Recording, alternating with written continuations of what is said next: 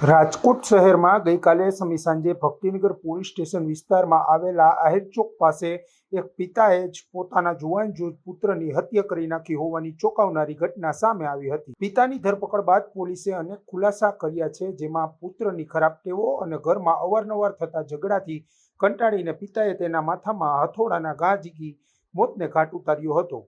સૌથી ચોંકાવનારી વાત એ છે કે હત્યા કર્યા બાદ પિતા પોતે જ પોલીસ સ્ટેશન પહોંચ્યો અને પુત્ર બીમાર હોવાનું કહી હોસ્પિટલ લઈ જવાની વાત કરી હતી। શું હતો સમગ્ર મામલો, ચાલો જાણીએ વિગતે।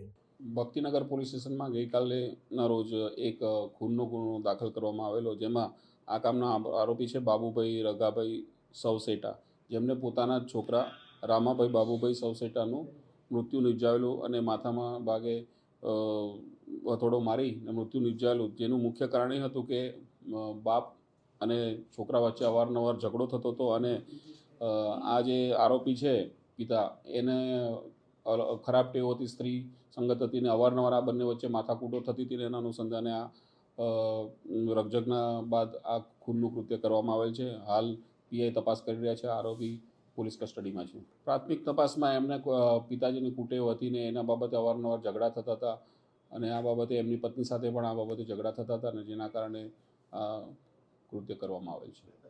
બનાવ બન્યો ત્યારે આ બંને એકલા હતા। એમની પત્ની છે, આરોપીની પત્ની, એ એના છોકરીના ઘરે ગયેલી।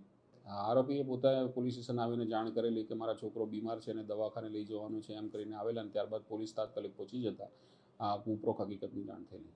હાલ ભક્તિનગર પોલીસે આરોપી પિતા બાબુભાઈ સવસેતાની ધરપકડ કરી છે અને હત્યાના ગુનામાં વધુ તપાસ શરૂ કરી છે। સહયોગી પ્રતિપાલસિંહ ઝાલા સાથે યુવરાજ ચૌહાણ, ફૂલછાપ ડિજિટલ, રાજકોટ।